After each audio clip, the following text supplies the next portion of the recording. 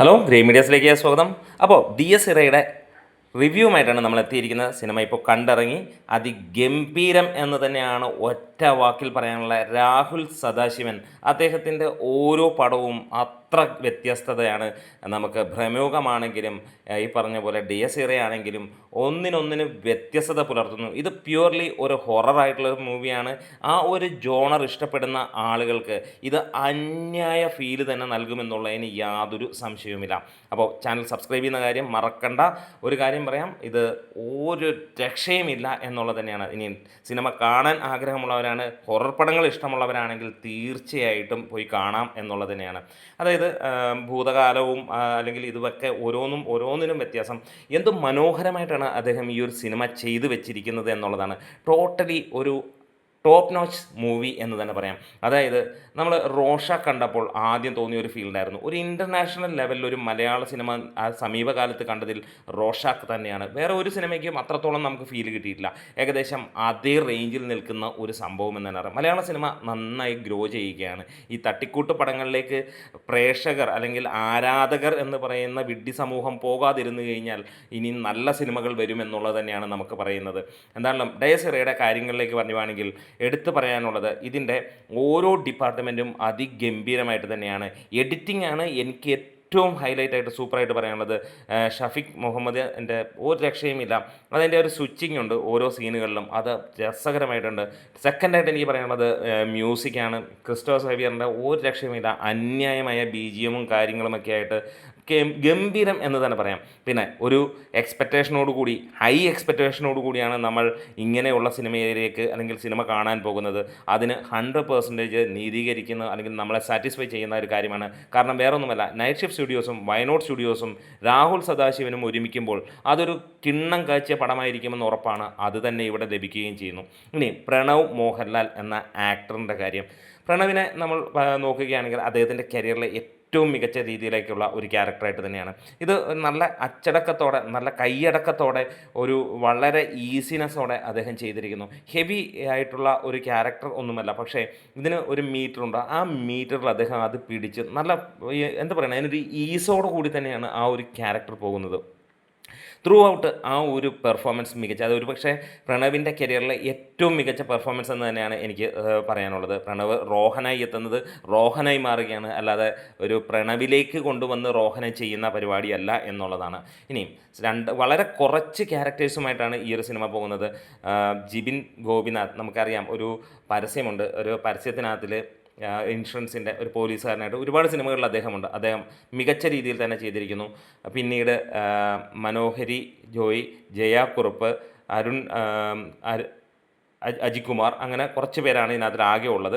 എന്താണെങ്കിലും എല്ലാവരുടെയും ഗംഭീരമായിട്ടുള്ള ഒരു പെർഫോമൻസ് എന്ന് തന്നെ പറയാം. അതായത് ഒരു നമുക്ക് ഒരു പ്ലോട്ട് എങ്ങനെ മനോഹരമാക്കാമെന്ന് ശരിക്കും പറഞ്ഞു കഴിഞ്ഞാൽ രാഹുൽ സദാശിവൻ കാണിച്ചിട്ടാണ്. അദ്ദേഹത്തിൻ്റെ പ്രത്യേകത എന്ന് പറഞ്ഞു കഴിഞ്ഞാൽ, ഇതുവരെ നമ്മൾ കണ്ടിരുന്ന ഹൊറർ മൂവീസ്, മലയാളത്തിൽ ഒരുപാട് ഹൊറർ മൂവീസൊക്കെ വന്നിട്ടുണ്ട്. പലപ്പോഴും നമുക്കതൊരു കോമഡി, ഒരു പക്ഷേ ശ്രീകൃഷ്ണ പരുന്തൊക്കെ വർഷങ്ങൾക്ക് മുമ്പ് നമ്മൾ ആ ഒരു ഈ പറഞ്ഞ പോലെ നമ്മൾ TVയും കാര്യങ്ങളും ഒന്നും ഇല്ലാത്ത അന്ന് കണ്ടിരുന്ന, അല്ലെങ്കിൽ അന്ന് എവിടെയെങ്കിലുമൊക്കെ കണ്ടിട്ടുണ്ടെങ്കിൽ, നമ്മൾക്ക് വർഷങ്ങൾക്ക് ശേഷമാണ് കണ്ടേക്കുന്നത്, അന്ന് തന്നെ അതൊരു ഞെട്ടിക്കുന്ന സംഭവമായിരുന്നു. ഏകദേശം ഈ ഒരു കാലഘട്ടത്തിൽ അതിന് മുകളിൽ നിൽക്കുന്ന ഒരു ചിത്രം എന്ന് തന്നെ പറയാം. അതായത് എല്ലാം കൊണ്ടും ആ ഒരു ഹൊറർ മൂഡിലേക്ക് നമ്മളെ പിടിച്ചിരുത്തുന്നു. സിനിമ പക്കാ സ്ലോ പേസ് മൂവിയാണ്, ഒരു സംശയമില്ല. തുടക്കം മുതൽ അവസാനം വരെ ടോട്ടലി സ്ലോ എന്ന് പറഞ്ഞു കഴിഞ്ഞാൽ പക്ക സ്ലോ ആണ്. പക്ഷേ ഇതിൻ്റെ തീം അങ്ങനെ തന്നെയാണ്. ഒരു പ്രേക്ഷകനും അത് ബോറടിക്കാതിരുന്ന് കാണുന്നു എന്നുള്ളത് തന്നെയാണ്. അത്ര രസകരമായിട്ടാണ്. ഫസ്റ്റ് ഹാഫ് മികച്ച രീതിയിൽ പോകുന്നു, സെക്കൻഡ് അതിഗംഭീരമായിട്ട് പോകുന്നു. അതുപോലെ തന്നെ ഇതിൻ്റെ നമ്മളെ ഒരു സാധാരണ ഇവിടെ 3-3.5 അല്ലെങ്കിൽ 2.5 മണിക്കൂർ നോക്കിയിട്ട് സിനിമ വലിപ്പിച്ച് കൊണ്ടുപോകുന്ന ഒരു കാര്യങ്ങളാണ്. കൃത്യം 2 മണിക്കൂറിൽ താഴെയുള്ള ഈ ഒരു ചിത്രം ഭയങ്കര രസകരമായിട്ടാണ്. ഇത്രയും മതി സിനിമ, ഇങ്ങനെയാണ് സിനിമ വേണ്ടത്. ഒരു ഹൊറർ എന്നൊക്കെ പറഞ്ഞു കഴിഞ്ഞാൽ ഇംഗ്ലീഷ് സിനിമ കണ്ടിട്ട് ഭയങ്കര കൈയടിച്ചിട്ട് വരുന്ന ആളുകളെയൊക്കെ നമ്മൾ കണ്ടിട്ടുണ്ട്. അവരെയൊക്കെ പിടിച്ചിരുത്താണെങ്കിൽ അവർ ഞെട്ടും. ആ രീതിയിൽ തന്നെയാണ് മലയാളത്തിൽ നിന്നുള്ള ഈ ഒരു സിനിമ. എവിടെയും നമുക്ക് കാണിക്കാം, അത്ര ഗംഭീരമെന്ന് തന്നെ പറയാം. ഇവിടെ ഒരു കാര്യം പറയാം, ഈ ഒരു സിനിമയുടെ പലപ്പോഴായി കാണുന്നത് നമുക്കറിയാതെ നമ്മളിലേക്കൊരു പേടി കൊണ്ടുവരുന്നുണ്ട്. പ്രത്യേകിച്ച് പ്രേതത്തിൻ്റെ സൗണ്ടും കാര്യങ്ങളൊന്നുമല്ല, അല്ലാതെ ഈ സിനിമയെക്കുറിച്ച് എടുത്തു പറയാൻ മറ്റൊരു കാര്യം കൂടെ. ഒരിടത്ത് പോലും ആവശ്യമില്ലാത്ത കാര്യങ്ങളില്ല, വലിച്ചു നീട്ടലുകളില്ല, ഒന്നുമില്ല. ക്രിസ്പി നീറ്റായിട്ട് സാധനങ്ങൾ കൊണ്ടുപോകുന്നു എന്നുള്ളതാണ്. ഇവിടെ ഒരു കാര്യം ഉറപ്പിക്കാം, നിങ്ങളെ ഈ ഒരു സിനിമ അവിടെ ഇരിക്കുമ്പോൾ ഒരു മസ്റ്റ് തിയേറ്റർ വാച്ചായിട്ടാണ്, അല്ലാണ്ട് നമ്മൾ ചുമ്മാ ഒരു സിനിമ കാണുന്ന ഫീലിൽ ഈ ഒരു സിനിമ കണ്ടിട്ട് കാര്യമില്ല. പിന്നെ എടുത്തു പറയാനുള്ളത്, നല്ല തിയേറ്ററുകളിൽ തന്നെ കാണണം എന്നുള്ളതാണ്. നല്ല തിയേറ്ററിൽ കണ്ടാൽ നമുക്ക് വല്ലാത്തൊരു ഫീല് കിട്ടും. അതുപോലെ തന്നെ സൈലൻ്റ് ആയിട്ടുള്ള ആളുകൾ, വെറുതെ ആർപ്പ് വിളിച്ചും അല്ലെങ്കിൽ അങ്ങനെയുള്ള ആളുകളൊക്കെ വന്നു കഴിഞ്ഞാൽ ഇതിൻ്റെ ഒരു ടച്ച് തന്നെ നമുക്ക് പോകും എന്നുള്ളതാണ്. അതുകൊണ്ട് തന്നെ എടുത്തു പറയേണ്ട കാര്യം, ഇങ്ങനെയുള്ള സിനിമ കാണാൻ താല്പര്യമില്ലാത്തവരാണെങ്കിൽ ബാക്കിയുള്ളവരെ ബുദ്ധിമുട്ടിക്കാൻ തിയേറ്ററിൽ പോയി കമൻറ്റുകളും കാര്യങ്ങളും അല്ലെങ്കിൽ പുറകിലിരുന്ന് സീറ്റേ ചവിട്ടുന്ന പരിപാടിയും നിർത്തുക. ഇത് കാണാൻ ഇൻട്രസ്റ്റ് ഉള്ള ഒരുപാട് പേരുണ്ട്. അവരെ സംബന്ധിച്ചിടത്തോളം അതൊരു ശല്യം തന്നെയാണ്. എന്തായാലും ഇതൊരു ഞെട്ടിപ്പിക്കുന്ന ഒരു സിനിമ എന്ന് തന്നെ പറയാം. മലയാളത്തിൽ ഇത് അടുത്ത അതിഗംഭീര ഹിറ്റിലേക്ക് കുതിക്കുന്ന ഒരു ചിത്രം തന്നെയായിരിക്കാം. അത്രത്തോളം മികച്ച രീതിയിലാണ് സിനിമ ടോട്ടാലിറ്റിയിൽ, നമുക്ക് ടെക്നിക്കാലിറ്റിയിൽ, എല്ലാ ഡിപ്പാർട്ട്മെൻറ്റിലും, മ്യൂസിക് ആണെങ്കിലും ആക്ടിങ് ആണെങ്കിലും ഒന്ന് വേണ്ട ഡയറക്ഷൻ ആണെങ്കിലും എല്ലായിടത്തും അത്ര പെർഫെക്ഷനോടുകൂടി തന്നെ കൊണ്ടുപോവുകയാണ്. ചില സീക്വൻസുകളിലൊക്കെ നമ്മളറിയാതെ തന്നെ നമ്മളെ ഒരു ഭയത്തിൻ്റെ ഇതിലേക്ക് കൊണ്ടുപോകുന്നു. പ്രത്യേകിച്ച് പേടിപ്പിക്കുന്ന സൗണ്ടുകളോ കാര്യങ്ങളോ ഒന്നുമല്ല. പലപ്പോഴും നമ്മൾ BGM ഒക്കെ ഇട്ട് പേടിപ്പിക്കുന്ന സിനിമകൾ കാണുമ്പോൾ BGM ഇട്ട് ഇതിലും പേടിപ്പിക്കുന്നുണ്ട്, ഇല്ല എന്നൊന്നുമല്ല. പക്ഷേ ചില ടൈമിൽ സിനിമയുടെ സൈലൻസ് പോലും നമ്മളെ വല്ലാണ്ട് പിരിമുറുക്കത്തിലേക്ക് കൊണ്ടുപോകുന്നു. നമ്മൾ ശ്വാസമെടുക്കുന്നത് പോലും എത്രത്തോളം രീതിയിലാണ്, അല്ലെങ്കിൽ അതിനൊക്കെ ഉണ്ടാകുന്ന ഭയാനകതയും അല്ലെങ്കിൽ നമ്മളെ പിടിച്ചിരുത്തുന്ന രീതിയിലുള്ള കാര്യങ്ങളുമൊക്കെ ഇതിനകത്തിൽ കാണാനുണ്ട്.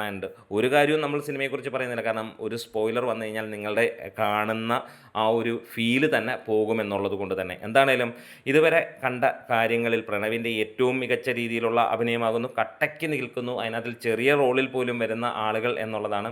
അതുപോലെ തന്നെ ചെയ്തു വെച്ചിരിക്കുന്ന സ്ഥലങ്ങളും, അതായത് ഒരു ചെറിയ സ്ഥലങ്ങളിലൂടെ ചെയ്ത്, അത് ഇവരുടെ ഈ ടീമിൻ്റെ ഒരു പ്രത്യേകതയാണ്. ഇപ്പോൾ ബ്രഹ്മയുഗം കാണുമ്പോൾ അല്ലെങ്കിൽ ഭൂതകാലം കാണുമ്പോൾ എന്താണ്, വളരെ ചെറിയ ലിമിറ്റഡ് ആയിട്ടുള്ള സ്പേസിൽ മികച്ച രീതിയിൽ ചെയ്യുന്നു എന്നുള്ളത് തന്നെയാണ്. അത് തന്നെയാണ് നമുക്കിവിടെയും കാണാനുള്ളത്. എന്തായാലും ഗംഭീരമായിരിക്കുന്നു ഈ ഒരു ചിത്രം എന്ന് തന്നെ പറയാം. അതായത് മലയാളത്തിലെ അടുത്ത സൂപ്പർ ഹിറ്റ് എന്ന് തന്നെ ഉറപ്പിക്കാം. ഈ ഒരു സിനിമ ആ രീതിയിൽ തന്നെയാണ് നമ്മളെ പിടിച്ചിരുത്തുന്നത്. എന്താണേലും കണ്ടിരിക്കുന്ന ഓരോ വ്യക്തിക്കും അത് ഒരു സന്തോഷം അല്ലെങ്കിൽ ഒരു വേറെ ലെവലിലേക്ക് തന്നെ മലയാള സിനിമയെ എത്തിക്കുന്നു എന്ന് തന്നെ പറയാം. അതുമാത്രമല്ല, നിങ്ങൾ ഇഷ്ടപ്പെടുന്ന ആളാണെങ്കിൽ തീർച്ചയായും നിങ്ങൾ പേടിച്ചിരിക്കും. അതേപോലെയുള്ള മേക്കിങ്ങും ഗംഭീര സംഭവവും. ഒരു കാര്യവും കൂടെ എടുത്തു പറഞ്ഞോട്ടെ, വേറെ ഒന്നുമല്ല, ഈ ഒരു സിനിമ കാണുമ്പോൾ നമുക്ക് ഒരു കാര്യം മനസ്സിൽ മാറ്റുക, ഭൂതകാലവും ഭ്രമയുഗത്തിനെയും മാറ്റി വെച്ചേക്കുക. അതുമായി യാതൊരു രീതിയിലുമുള്ള ഒരു കണക്ഷൻ പോലും അല്ലെങ്കിൽ അതിൻ്റെ ഒരു രീതികളിൽ പോലും ഇല്ലാത്ത ഒരു ചിത്രമെന്ന് തന്നെ പറയാം. ബ്രില്യൻ മേക്കിംഗ് എന്ന് തന്നെ പറയാം.